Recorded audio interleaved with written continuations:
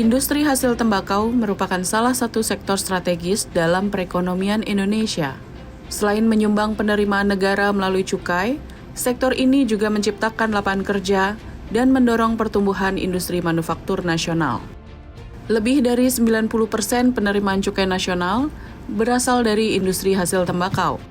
Namun selama beberapa tahun terakhir, kebijakan kenaikan tarif cukai yang eksesif telah memberikan tekanan besar bagi industri, mulai dari penurunan volume produksi, pengurangan tenaga kerja, hingga peralihan konsumen ke rokok ilegal. Situasi ini memuncak ketika sejumlah produsen rokok terpaksa mengurangi ribuan tenaga kerjanya. Peristiwa tersebut tentu menjadi alarm atas dampak kebijakan fiskal yang tidak seimbang terhadap industri dan kesejahteraan pekerja. Tak hanya itu, rokok ilegal pun semakin marak karena harga produk legal yang kian tinggi. Sementara efektivitas kenaikan cukai dalam menurunkan konsumsi rokok, khususnya di kalangan muda, juga terbukti masih terbatas.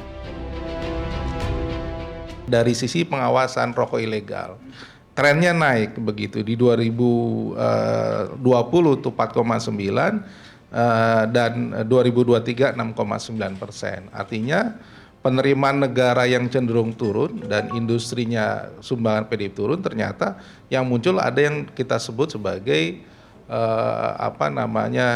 hidden economy, ya, tidak terhitung dalam PDB, tapi dia tidak terhitung dalam penerimaan negara begitu. Yang muncul rokok ilegal yang kemudian tinggi, ya, 6,9%. Jadi mungkin loss-nya bisa 15 sampai 20 triliun.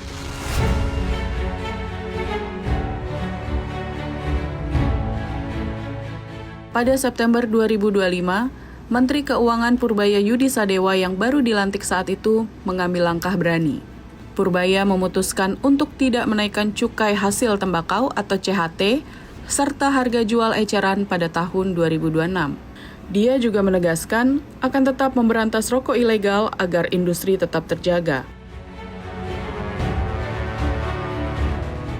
Ada pro dan kontra, ada yang suka nggak suka. Cuman kita lihat yang mana yang paling bermanfaat buat ekonomi dan masyarakat, itu yang kita kerjakan. Kan sudah hitung alasannya kenapa, karena saya nggak mau industri kita mati. Terus kita biarkan yang ilegal hidup. Sambil saya jaga market di sini supaya produk-produk ilegal dari luar maupun dari dalam tidak menguasai pasar.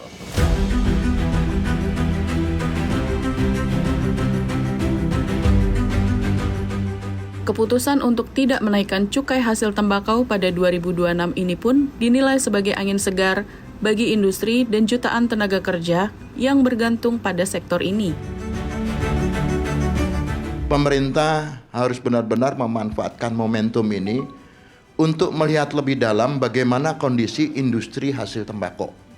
Ruangnya harus diberikan dan tenaga kerja harus mendapatkan perhatian khusus agar benar-benar punya kesempatan untuk dapat bekerja dengan baik dan juga berpenghasilan dengan baik.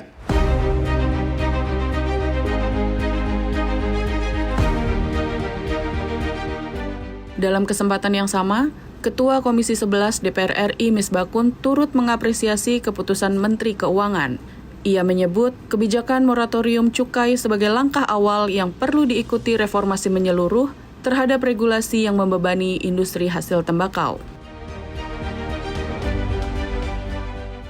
Moratorium ini juga memberikan angin segar bahwa Pak Purbaya mulai memperhatikan sektor-sektor yang selama ini memang harus diselesaikan. Moratorium itu baru satu aspek. Harapan saya ke depan Pak Purbaya memperdalam kembali sektor IHT ini selama ini diperlakukan seperti apa saja, seperti apa, dan apa saja yang menjadi isu.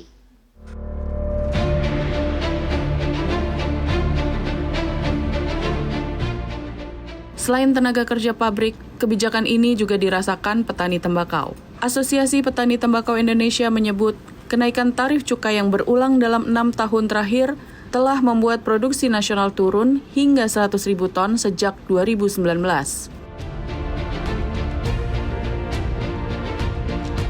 Petani menyambut baik ya terkait dengan langkah yang dilakukan Pak Purbaya. Semoga ini bisa memperbaiki sektor hulu kita yang beberapa tahun memang tadi sudah saya jelaskan terjadi penurunan dari produksi rata-rata per tahun itu 280.000 ton, tahun ini di 2024 bahkan tahun ini di bawah 180.000 ton produksi kita. Jadi sangat jauh. Ya, ini harapan kami supaya nanti di tahun 2026 jika keputusan ini diberlakukan, artinya nanti ada kinerja membaik di sektor hilir sehingga penyerapan itu bisa kembali lagi.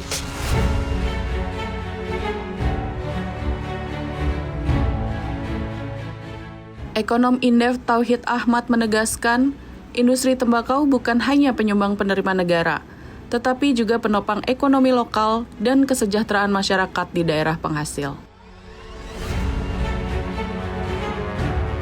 Saya kira perannya sangat penting terutama bagi daerah-daerah sebagai daerah penghasil rokok, misalnya apakah di Malang dan sekitarnya gitu, Jawa Timur khususnya.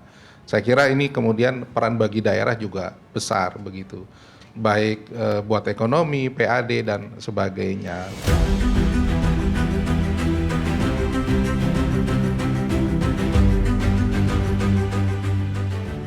Moratorium kenaikan cukai hasil tembakau pada 2026 dinilai strategis dalam menjaga industri, pekerja, dan petani. Namun kebijakan ini hanya efektif jika dibarengi pengawasan ketat terhadap rokok ilegal serta regulasi yang konsisten.